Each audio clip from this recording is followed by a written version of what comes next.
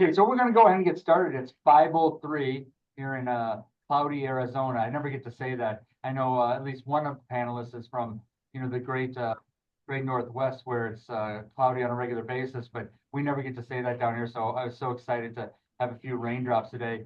For anybody who's wondering, my name is Norm Devane. I'm the Vice President of Community Relations with Copa Health. We are the sponsor of the webinar series. And along with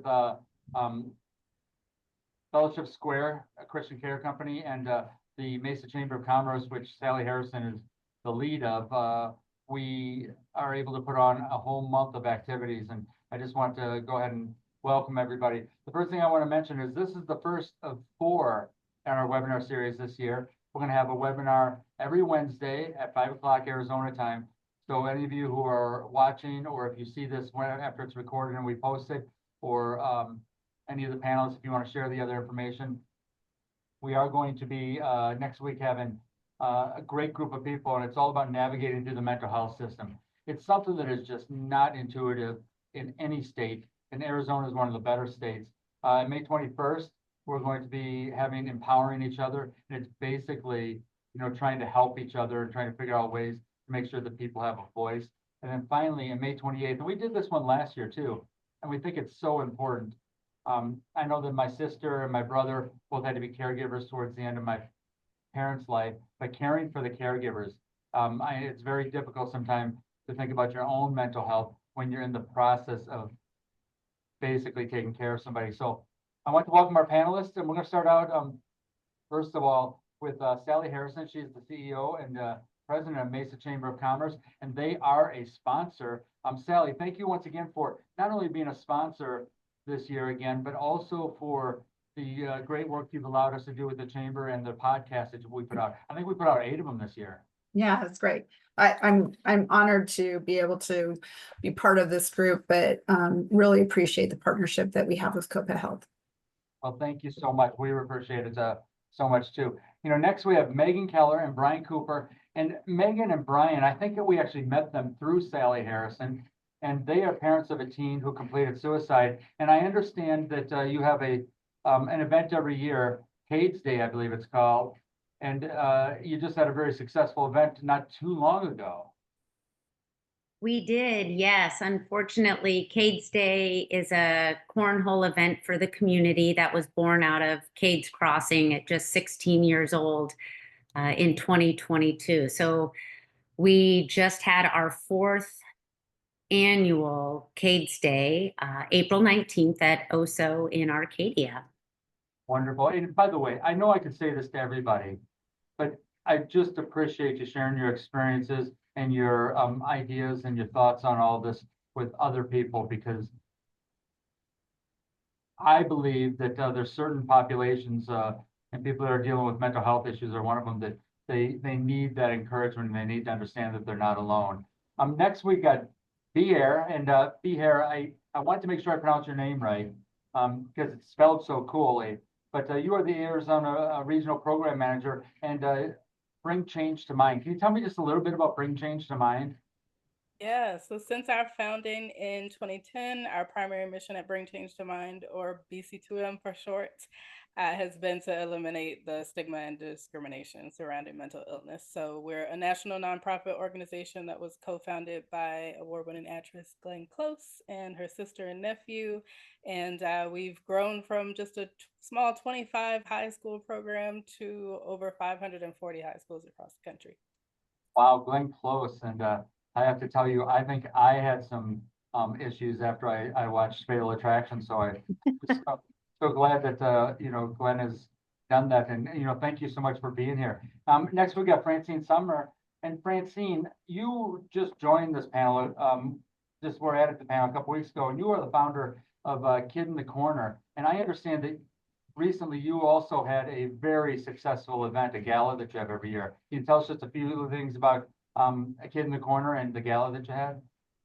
Sure. I'm so excited to be a part of this panel. Kid in the Corner was founded in 2017 after I lost my youngest son, Zachary, 16, almost 17, to suicide. And for us, the star of that story was Stigma. was really all about the stigma. His friends not reaching out, us not knowing the signs, Zach not knowing it was okay to speak up, his teachers not knowing what to do. I can go on and on and on. And Kid in the Corner was founded to shatter the stigma that surrounds mental illness. We go into schools, and we have a 3-day program for elementary school and a 1-hour program for middle school and high school that aims to strengthen the youth community themselves, making sure that they know how to reach out, how to take care of their own mental health, and what to do if somebody comes to them and says that they're struggling or want to take their lives. And we're free to schools. We've always been free to schools. And so we had a huge Shatter the Stigma Gala in March, and it was very, very successful. So we'll continue to provide free programming to schools, and we'll hit about 5,000 youth this year. Well, thank you for everything you do and for letting us know a little bit about that.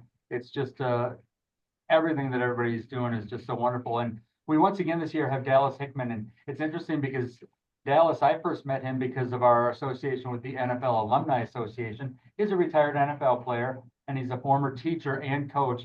And I have to mention this just because I want to make sure that we don't have anybody thinking that I'm skipping over any kind of relationship that he has with Copa Health. But his daughter is one of the leaders here at Copa Health too. And so Dallas has been gracious enough, I think, over the last 4 years to help us out with the efforts that we have going here. Dallas, how's everything going for you?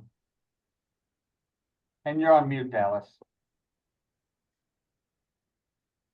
Can you hear me now? I can't. Yeah, sorry, I'm a little inept when it comes to my technology. But thank you again for the opportunity, an honor and a pleasure to be on the same panel of these distinguished guests that you have. Thank you. Oh, wonderful. And we really appreciate you being back. And I just want to mention for anybody that's, part of the viewing group or people that are watching this after it's been recorded, if you want to go out to copahealth.org/resources or just copahealth.org and click on the resources page, you're going to see a lot of public service announcements, and many of the individuals that are part of this panel and the panels going forward have done just fantastic work putting together those public service announcements with Jeff Beheir and Rob Clark this year. Jeff and Rob do just a yeoman's job every year. So I'm going to just jump in and start asking some questions. And Beheir, I'm going to start with you.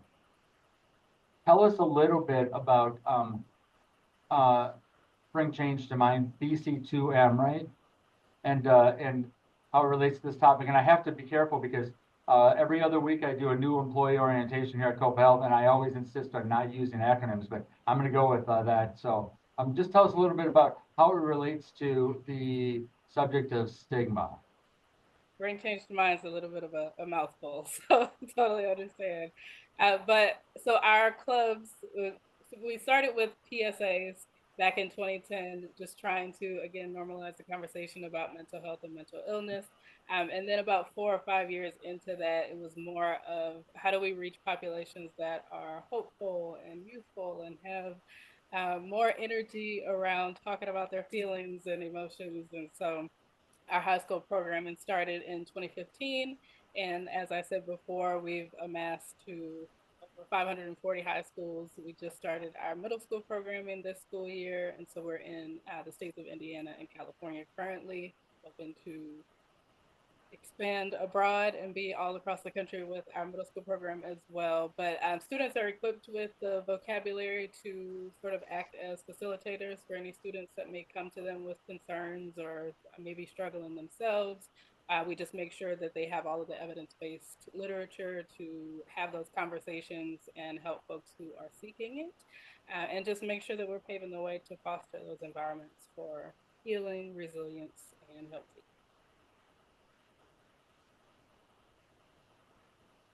Norm, you're muted.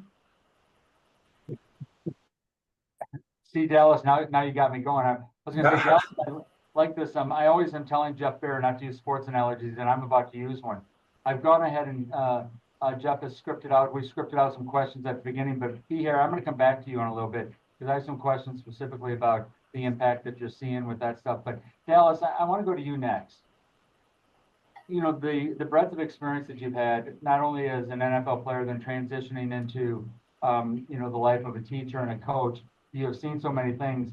And I know in the past we've had conversations about how the individuals that you played with and the people that you've coached and the students, how they dealt with stigma. Can you tell us a little bit about how you see things, how you see things maybe have changed over the last 10, 15, 20 years since you started working with this population? Well, I'll go back 60 years or so when in high school and junior college and professionally, especially when we went to junior college back in the 60s, where I played ball, there are veterans who were my teammates who came back from Vietnam. And what an honor and a privilege it was to be their teammates. They took control of the locker room, so to speak. And so if you were having a bad day, depressed about something, breaking up with your girlfriend, you were quick to realize that they didn't care. They had just come from the rice paddies of Southeast Asia and was from a different mindset. It's changed considerably. I know I want to share with you, in 1972, my mom took her own life. I was a sophomore at the University of California, Berkeley. And I went off the deep end. If it weren't for help, my coaches, my mentors, rallying around me, I don't know where I would have been. But the stigma of that had bothered me for years and years. When I talk about, my mother, my granddaughters wanted to see, what happened to Grandma Hickman. And at a certain age appropriate that they were able to handle it, well, she took her own life. I'm able to freely say that and share that with people because there's no shame. If our society and our world had it together like they do now, addressing the stigma in mental health, I truly believe my mom would have not taken her own life. But it's just part of life. I've seen the resiliency working in the public school for almost 30 years. My students are the best. I told them I loved them. I care about them. I wanted them to always keep hope alive. I would share that you are kind, you are important, and you're smart, just like what the Help, the movie The Help. And I told my kids I loved them because I don't think kids can hear enough, students can hear enough that the fact that someone loves them unconditionally, with their faults, without their faults, and so hopefully I made a difference. I planted the seeds. You asked me how my students will turn out. Come back 25 years from now, and I'll let you know. Yeah, it's interesting that you say that because I think parents are so important. Parents don't always make the difference, but I think they are so important. And this last couple of weeks, we've spent a lot of times with individuals and their families and hearing how families can make such a difference. And so, speaking of families, Megan, Brian, tell us a little bit about your story. I know that we've heard your story last year and that we've got a public service announcement out there right now, but I know you had a successful CADES Day, but can you tell me what impact you think that's making?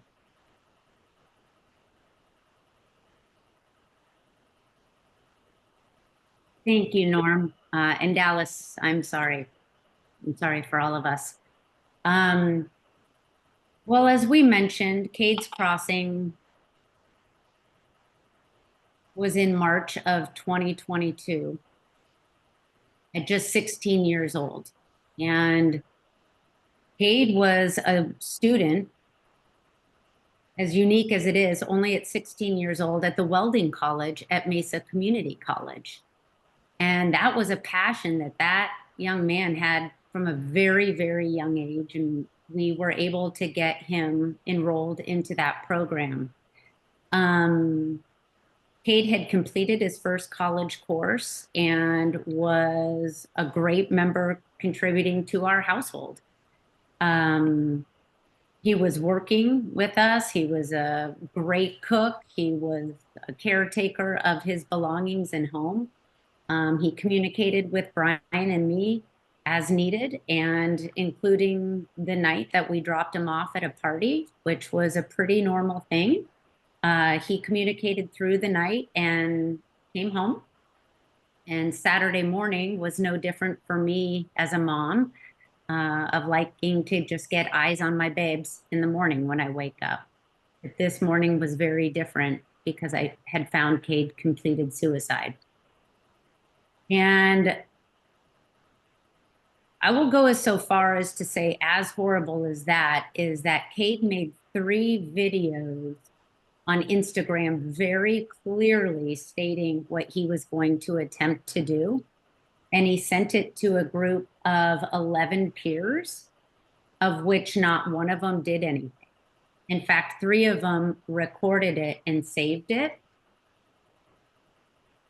And when asking with the peer population, why didn't anybody call 911, call 988, get their parents, call a friend, call us, call anybody? They very frankly said, I'm sorry to tell you this, but this is a common language for our youth. We didn't believe he was going to do this. And so with that was born what I would call the ethos of the Cade Keller Memorial Fund, is if you see something, say something. So I think what makes our mission really impactful is we not only do prevention and awareness, but we do what we call a call to action. If you see something, say something. Because as we adults know, and sadly, even amongst adults, oftentimes adults don't know what to do. So that is where our mission was developed from. Yeah, and it is so true that a lot of times adults don't know what to do either. I was having a conversation with a family last week, and we were talking about, you know, our first experiences with mental health issues. And I had a cousin back in 1974 who completed suicide, and I saw how the family just unraveled. And it was a very large family, 17, 18 kids. And because of the way the parents handled it, 3 others ended up taking their lives over the next, 20 years. And I always felt guilty because I thought, if I only had known that. But it doesn't matter what your age is if you have the ability to step up and say something. And I will tell each of you all this, and I'll tell everybody that's watching all this too. You never know when you've made a difference. You just have to go on faith that you have made a difference. And, you know, as far as that goes, you know, Sally, I want to jump to you because I have been so impressed with the Chamber of Commerce. I've been involved with Chamber of Commerces in the past. And they're all about business, and they're all about, getting new membership. But when you and I first started working together, and it was many years ago now, I realized that you had a lot of issues that you wanted to bring to the forefront, and mental health was one of them, or is one of them, and the stigma. So, you know, tell me how the Chamber, in your mind, has been a very positive influence on trying to reduce the stigma and help eliminate the stigma associated with this type of Sure. mental health issue. Well, it's probably been about 7 years ago now. I went to work on a Monday morning, and there were a pile of newspapers, like always, from Sunday on ours, at our front door. And the headlines read, 6 kids in 5 weeks had taken their life in the East Valley. And it happened to coincide with the week that I lost my oldest son at 17, back in 2008. And I will say, in 2008 and for years after that, a lot of people did not talk about this. Maybe the 22-a-day veteran suicide, I think, started a little bit of conversation, but it was like a dirty little secret. People they didn't share feelings. They didn't talk about this. And so when I saw that headline, I just thought, if this is happening in our community, we need to be talking about it as a community, because I personally don't believe that it's any one family or school or church that is responsible to have a conversation. It's the entire community. And fortunately, at that time, our mayor understood and agreed.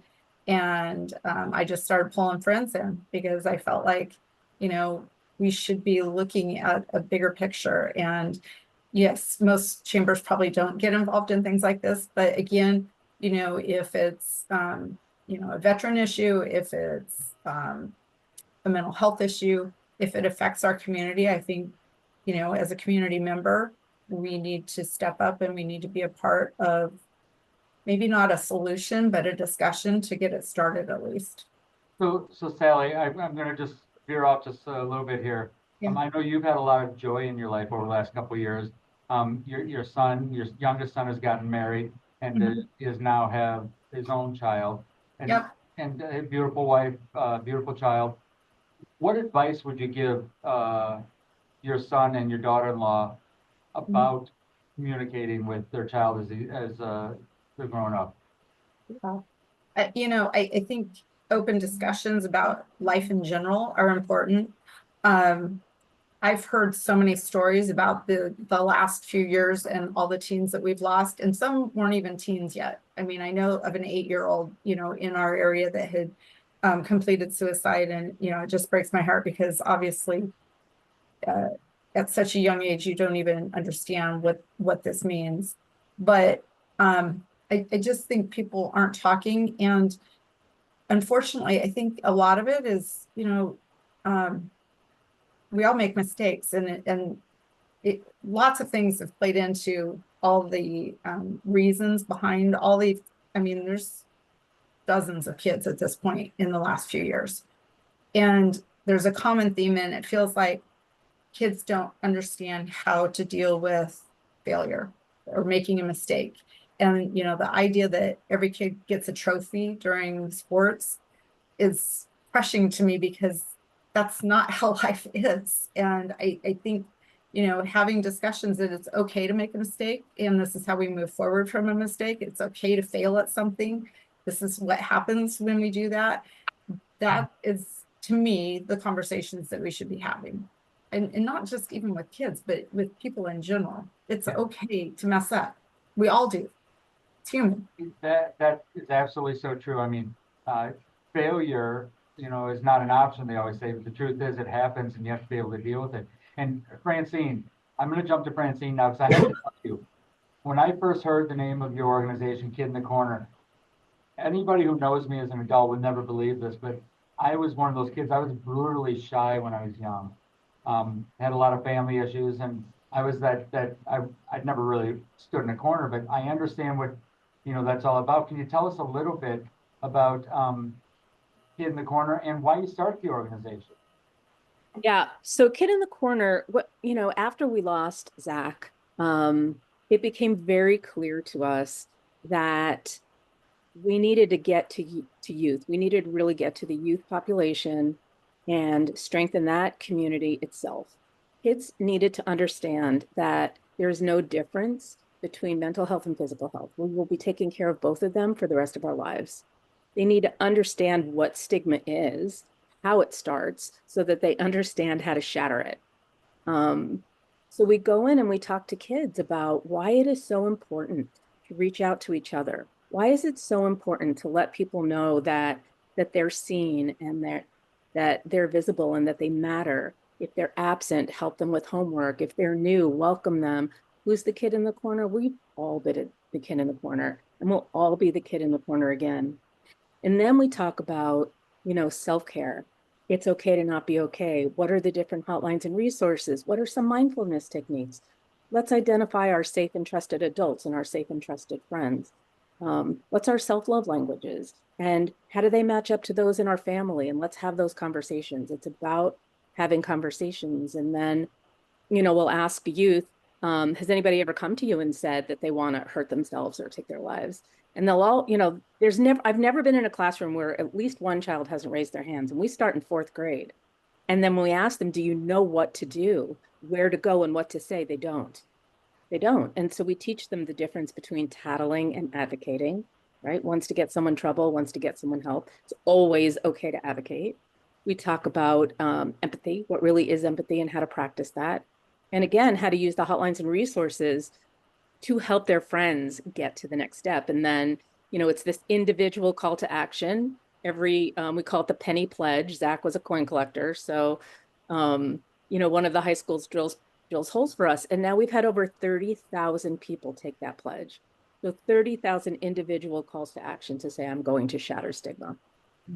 Yeah, I love that. And, when you hear about stigma, when you hear the word stigma, I think a lot of people are like, okay, they understand what it is, but when you really break it down, it's a little bit harder to understand, because sometimes the shame that's attached to a person's feelings, a person's past, may not even be warranted, but because a person feels that way, it's still something that is traumatizing them. And also feel like kids don't understand how to shatter stigma or how to get rid of stigma until they understand what stigma is, how it develops, how they have stigma, where their shame and embarrassment comes from. Once we can understand and get a handle on that, then we can talk about how we can get rid of it. So, let me jump down to Dallas for a second. As a parent and as a parent of somebody who is very accomplished and she's doing really well in the mental health service field, what do you see as some of the things that you can tell people? You have to step up and not be afraid of hurting somebody's feelings by, asking them, are they okay? I always tell people I'd rather have you not happy with me or even hate me than have you gone. Give me a little bit of your thoughts on that, Dallas, because I know, especially after what you just told us about your mom, that it's got to be a year, a lifelong struggle trying to figure out the right thing to say to people. It's interesting that you mentioned our daughter. Our daughter, I've heard our daughter say several times, and that I'm so happy and glad, fortunate that my parents were my parents at the time during my adolescence than my friend. And what I meant by that is that we had some issues. We were doing some good things as parents and some things that perhaps I needed some outside advice, some objectivity about it. And so we went to counseling, and that within itself, I dealt with the stigma, and I didn't care about the stigma because I would do whatever I needed to do to be responsible, take care of my family. But here you got, a successful football coach, former professional athlete, parent, kind of somewhat maybe a pillar in the community. You got problems at home. You got problems with your daughter, and we did. So we took that on a collective front, my wife and I, and decided we're going to go because I don't want to be going down the road and have regrets of not intervening in some shape or form. And but get back to the social emotional part of teaching. I was a classroom teacher for nearly 30 years. And not only was my responsibility to get the kids ready to pass the APUSH exam, for example, Advanced Placement U.S. History, but I incorporated social emotional in my classroom all the time, relating it to content, history, but also because I think that is my job and my responsibility. The local parenti, I'm the parent in the absence of the parent. And unfortunately, it has to be parent driven, but sometimes parents, for whatever reason, aren't available to be there. And so someone needs to step in. I'm an advocate for not reducing social workers on our campuses, but having more counselors. And if we don't address this, it's gotten better, so much better since when I went to school and even in teaching. I've been retired 8 years now, but that's a responsibility we have to our kids or to our society, to be able to give them the tools that they can. It's not if or when they're going to be confronted with problems. Social media today, it's not like when we were growing up. So my job was to give them the tools, hopefully that when confronted with adversity, that they knew. I taught my kids a non-secular serenity prayer. Let me control the things I control. Let me have the courage to step up and seek assistance and help. Let no rock go unturned without hopefully finding a solution. Being an advocate for the students as well. No, I really like that. And it's interesting that you bring up social and emotional, because one of the aspects, or one of the things I was going to talk to Beheir about next is, resources, as far as resources that might be out there for people to learn a little bit more about social and emotional aspects of mental health and how they might be able to basically find something that works for them. I know you all don't need to know this, but I was forced to do some physical activity in February, and I was so afraid of being embarrassed that I started working out 6 months ahead of time, and so I found what worked for me finally. But Beheir, can you tell me a little bit about some of the things that are out there that might be available for people to try? If you don't try, if something doesn't work, try something else.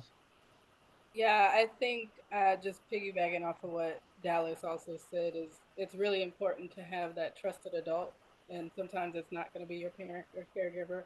Sometimes it'll be someone who's at school or someone in an after school or before school program, someone who just believes in you. I think that's the most important part. But what we are seeing is that youth sort of have this block or barrier in their minds when it comes to talking to an adult. And so that's the reason why programs like Kid in the Corner and Teen Lifeline and just programs that support that peer-to-peer model is really important because we can open up a lot easier and a lot more smooth when we're talking to someone who we feel is right at our eye level and right, experiencing the things that we're experiencing. It's really important for us to connect with those because most of the time the mental health resources address the social and emotional well-being portion. Yeah, and when you're talking about that, you hear so many success stories out there in life, or whether it's in sports or entertainment or other things, where you hear about all these failures that people had, these failures, and then all of a sudden they woke up and one day, all their efforts made sense. And so Megan and Brian, let me ask you, because it's such an important thing. How do you now talk to people about trying to make them feel safe, especially young people, but it could be anybody. It could be parents. I know my parents, they would not think at all about, trying to get somebody help with an emotional issue. I mean, their kind of help was my mom would make hamburger helper and my dad would say, well, let's go play golf. But what kind of advice would you give to people about, for lack of a better word, persistence in trying to get somebody to see ways that they can help others?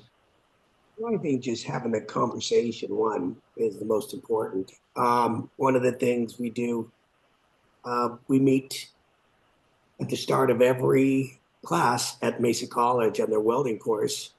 And it's like a 10-minute spiel. Megan will come up and just pretty much what she says. And there's like 6 to 8 classes a semester, 3 times a year. Then we go, and the first thing they do, they get one of our welding gloves that we kind of designed for Cades, put his patches on there, and Megan tells a story. And I think it's the conversation. Some kind of know, others, it catches them totally off guard.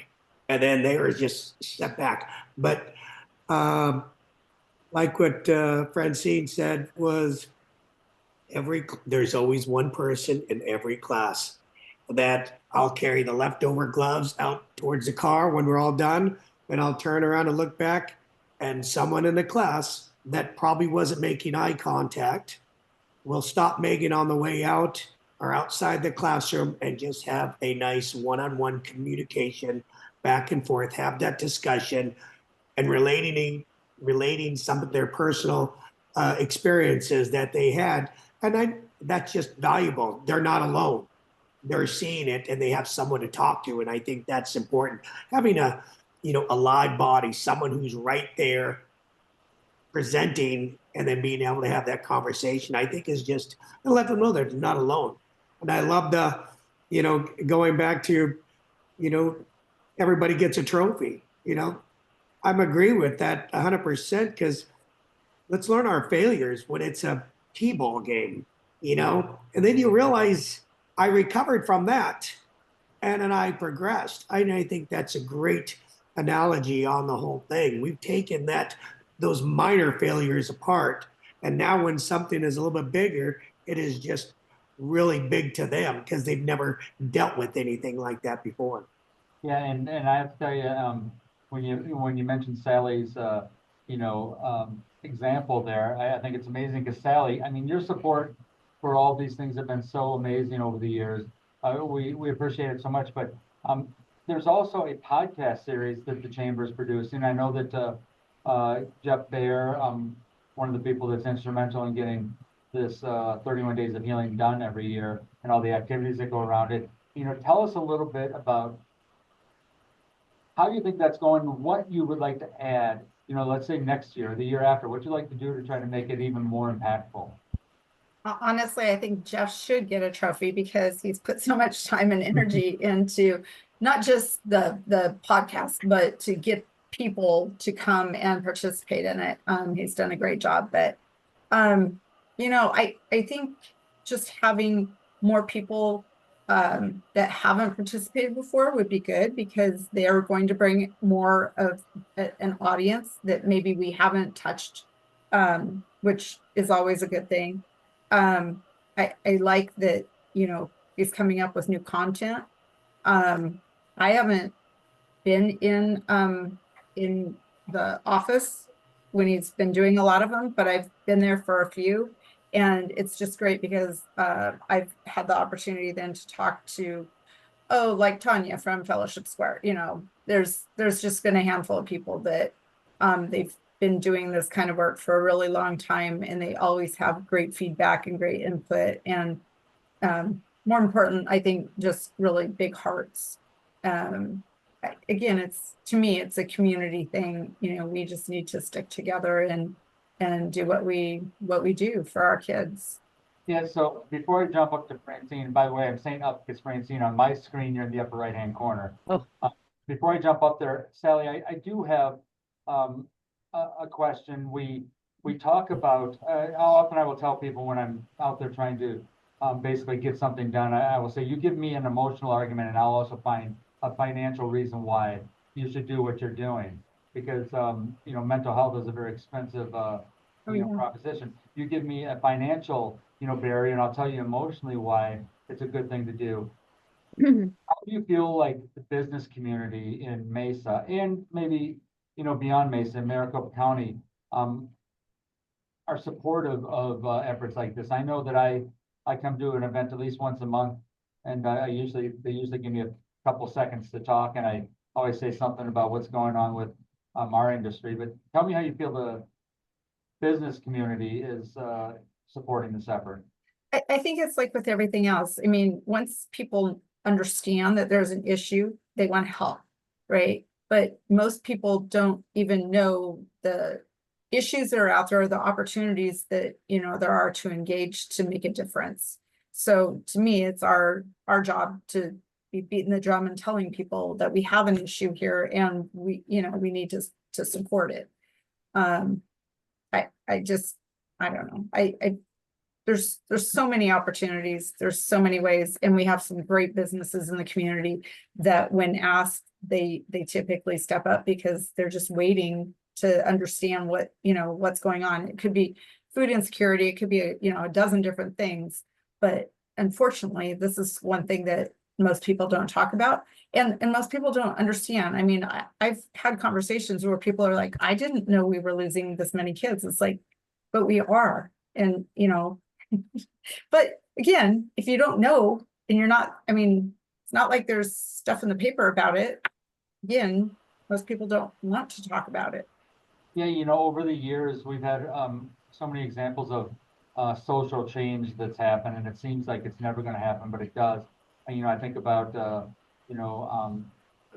the issue of smoking, or gender equality, or, racial equality, and things like that. They all, now, don't get me wrong, none of them are where they need to be, but they've become something that's in the public vernacular now. And I'm hoping that basically mental health is also. And so, Francine, when we talk about that, how close do you think we are to basically getting it so that it's a conversation that is omnipresent, that it's always there, that's understood, that it's part of our public consciousness?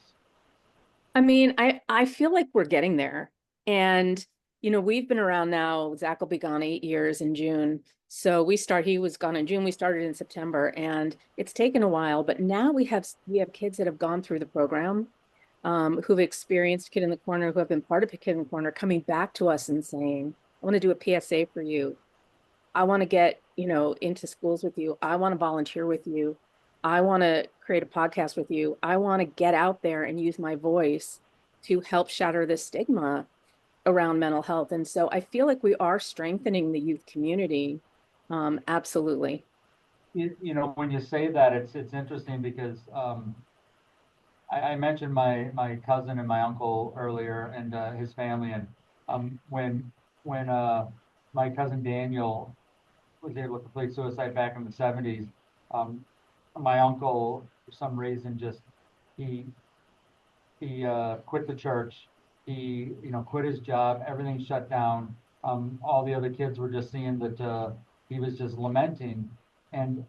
But we've got two examples here of people, Francine and then Megan and Brian, who it didn't take you that long after this horrible thing to start saying, no, we can make it better. I mean, what prompted you to? I felt like, when it was for Zachary, right? He was a kid who had his first breakdown. When he had that first breakdown, we learned that he'd been struggling with something for a few months. That was no big deal, really, with his friends. But, he was living in his head for 3 months, isolating himself at school. We tried to find the right resources. We couldn't find the resources. Here was a kid who was doing everything they told him to do, taking his meds. He went to the hospital. He went to DBT. He went to therapy. He did everything, but in the end, he was misdiagnosed on the wrong medication because we had to see 4 psychiatric providers in a 6-month period. It was stigma. It was all about us drinking from a fire hose. We learned how to take care of our kids' physical health from the time they're born, not their mental health. And so when you're a parent and all of a sudden you have this issue, figuring out where the resources are, figuring out what the modalities are, figuring out who takes insurance, figuring out the best way to support my kid, figuring out how to talk to him, all of that, we were chasing the tail of stigma. And he died because he took his life in a very manic moment. He was bipolar, but on a high dose of antidepressants. It's really about making sure that we talk about it. And at his funeral, I got up there and said, my son died by suicide because we could not find the help that he needed, because their conversations aren't happening. And I realized while my son was struggling, I didn't know anybody else's kids that were struggling, and that can't be the case, right? I mean, we're just not talking about it. And so we have to start the conversations at the peer level, at the youth level, and at the parent level. So we have a conference that helps to connect to the community, to resources, because where do parents go to find out about this stuff? Well, I'm amazed by your strength to be able to, so soon after to, start basically realizing that you can make a difference. And Megan and Brian, I'm going to jump over to you all because I know there has to be, when I hear about, kids that I knew in high school or people that I knew in the past who have completed suicide, I get angry. There has to be anger and some bitterness, but it also seems like the two of you, although probably feeling those things, thought we got to do something. Where did you find the strength to do that? And what advice would you give to, families who really are not paying attention to things that are happening with their children? Well, let Megan get into that part. I just want to say to Francine, love the fact that you said suicide. I think we got to say the word. There's organizations around that do not want to say the word. They think the word puts it into the child's head. Right. So saying the word is actually really important. We need to say suicide. But the courage part, I'll let Megan touch on that because that was a call to action. Yeah, thank you, Norm. It was quick. It was March 22nd, and this concept was born because Cade's birthday is April 23rd. And quickly after, the next question, as unfortunately, seemingly all of us on this panel know, is, oh my gosh, now what? And our next big thing was his birthday. And one of our favorite pictures was Cade playing cornhole in our backyard.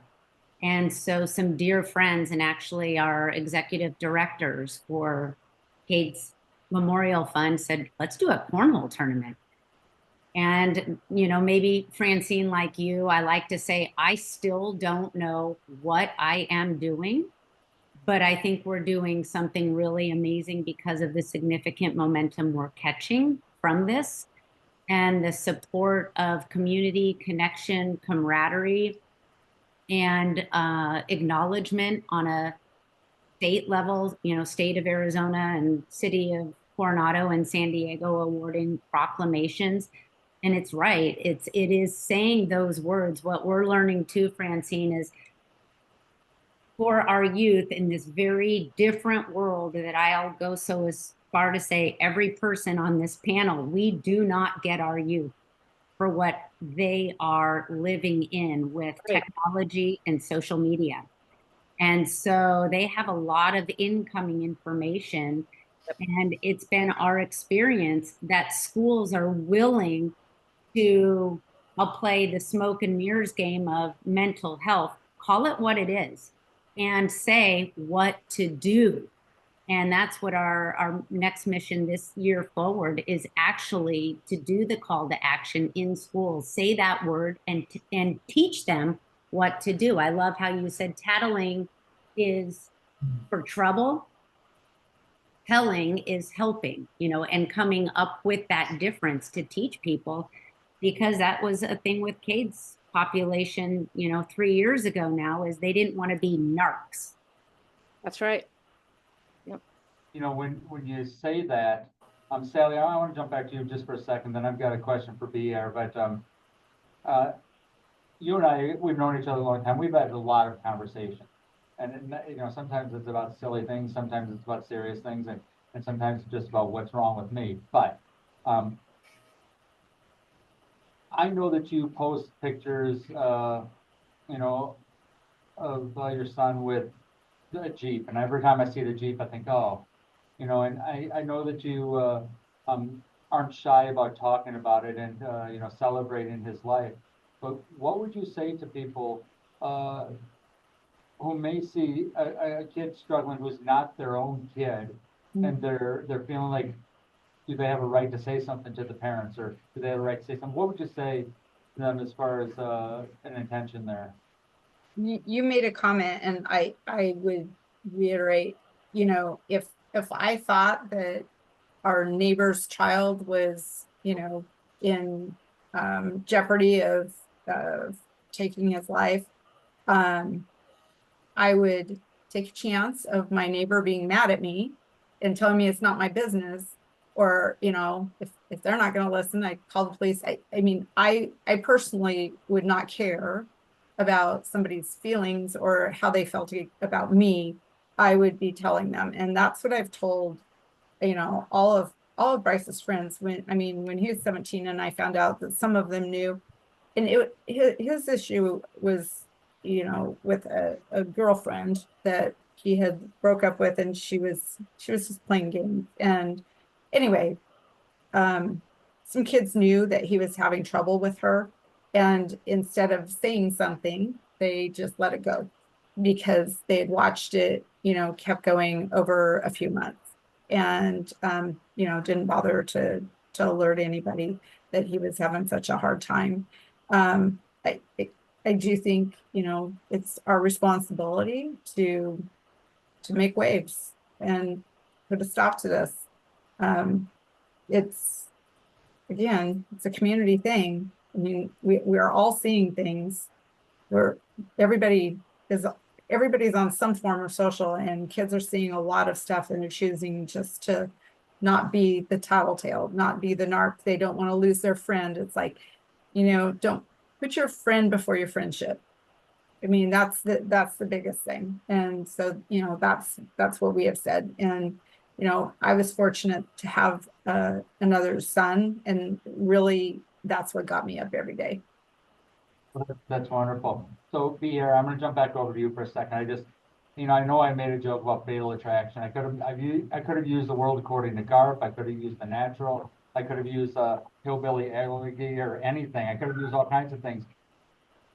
I've had conversations with Dallas, and I've had conversations with Jeff, and conversations with other people about sports figures.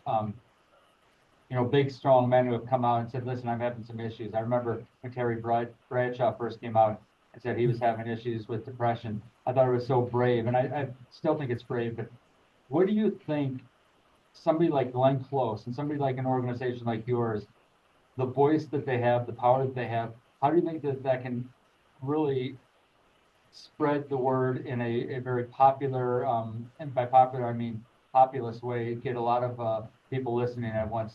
What kind of impact do you think that has specifically? Oh, tremendous. It's funny, in our high schools and middle schools, most of the time we would say that the organization was founded by Glenn Close. And so that doesn't have as much of a hit as it used to. But definitely, I think when you use celebrity and social media and media in general, it just amplifies every part of your effort. And so we've been able to reach over 2 billion people with our different advocacy efforts, including just our website, having a source of information on there for parents and caregivers and for teens specifically, just so that they go on and find information about if I need conversation starters, because I know friends, or if I'm struggling myself, how do I talk about this? How do I say it? How do I speak up? So yeah, a tremendous amount. We appreciate Kevin Love and Cam Jordan and Carrie Cruz and Wayne Brady and all the folks who we've worked with in the past who've shared their mental health experiences.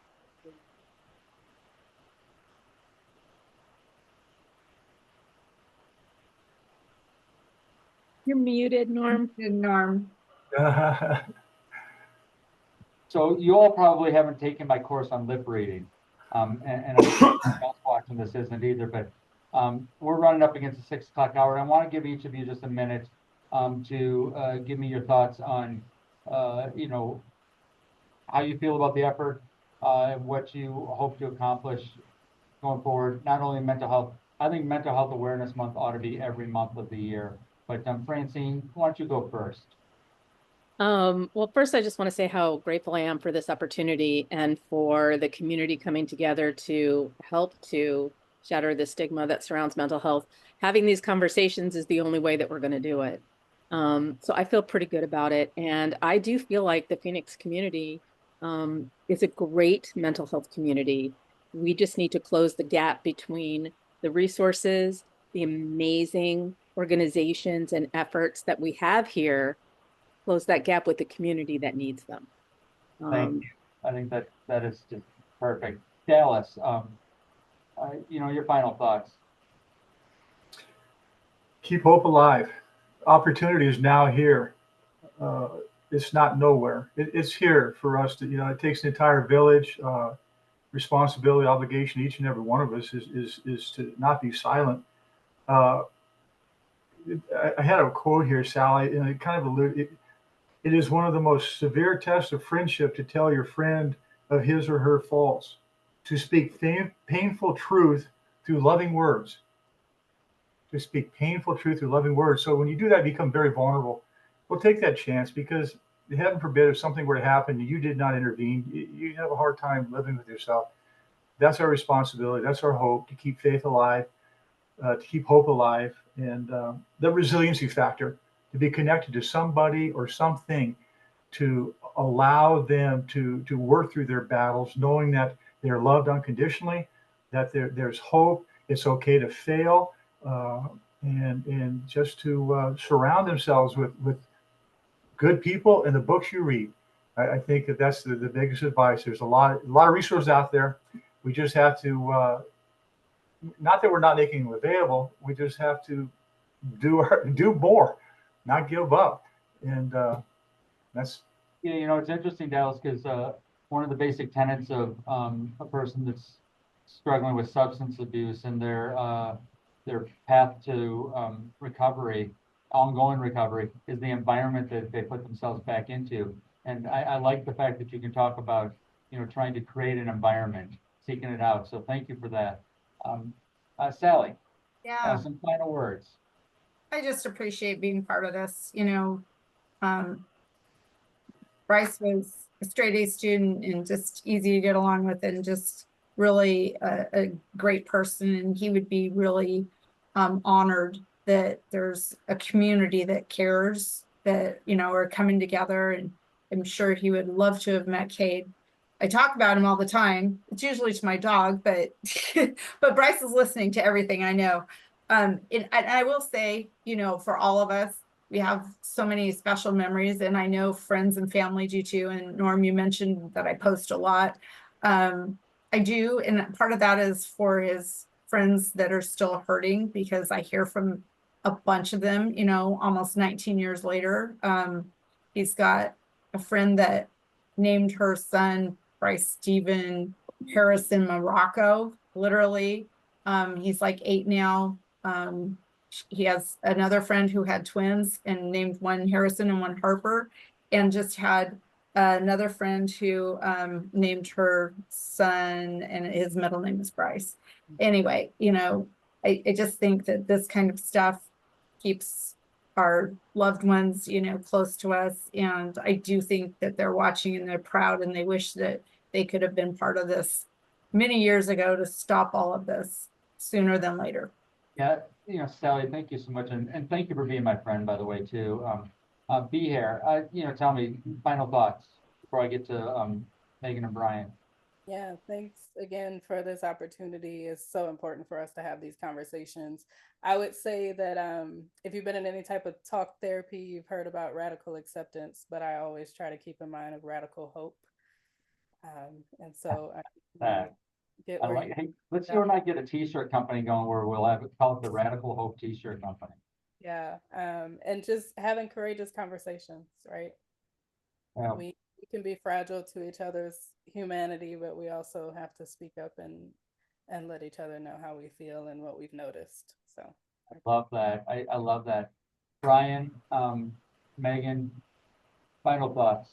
And once again, when I say final thoughts, we all know that we're going to be continuing to talk about this, and hopefully we'll all be back again next year. But give me your thoughts, Brian and Kelly. Brian and Megan. Well, you know, Megan says to as she speaks to the welding school, you know, lift up your hood, check in on each other. You know, it's okay to not be okay, you know, and I think they got to hear that, you know, and if you see something, say something. I think along with that we've established is that's the ethos within each cohort for these welding students. But I'd like to close today with a challenge for each one of us as adults and leaders within our own communities. Start what we call the buddy check. Text a friend, checking in, tag you're it. Then they check in on somebody else. So we as adults, you know, we never know what's going on between somebody's ears, regardless of our age. And so with that, I'd like to close out with a thank you to Norm and a challenge to each one of you. Tag you're it. I love that. And I'm going to tell everybody out there and anybody who watches this, you know, after we get it going, and also, you know, video online, ask parents how their children are doing, but also ask other parents or other kids how they're doing. Just keep asking. Ask your children how the other children are doing. It's not a hard thing to ask people how they're doing and to stop and really listen. So I want to thank everybody for being on today. I really appreciate it. I know that a lot goes into all the things that you do, and we appreciate you taking the time to do this. I just want to mention to everybody once again that we have 3 other subjects that we'll be covering in the rest of the Wednesdays during May. Next week, we're going to be talking about navigating through the mental health system. Such a critical thing for somebody who's struggling right now and not knowing where to go. I know I've got a lot of friends who have children who are autistic, and without being able to talk to others, they sometimes just are a little bit lost. And then the following week, we've got empowering each other. And once again, this just means making sure that people know that they have the ability to go out and seek care and to help others and to help themselves. And then finally, and I can't stress this enough, caring for the caregiver. I mean, so many people, many of the people on this panel were parents or have taken care of their parents when their parents were, you know, at the age where they needed help. And it is something that takes a toll on a person, not just physically, but also mentally. So I hope everybody will go to copahealth.org or copahealth.org/resources. Follow us on social media, connect with all these groups, whether it's, you know, Megan and Brian, whether it's a Kid in the Corner, reach out and look for more of these coming up and get involved. So next year, if you're interested in being involved, reach out to me or somebody here at Copa Health and get us connected with Jeff Beheir, and he will help you put something together. So thank you, everyone, and I really appreciate all of you. Happy Thank you. Mother's Day. Yes. Thank Yes. you. Thank you, Dallas. Happy Mother's Day. Thank you. Thanks, Norm. Thanks, Dallas. I appreciate you so much.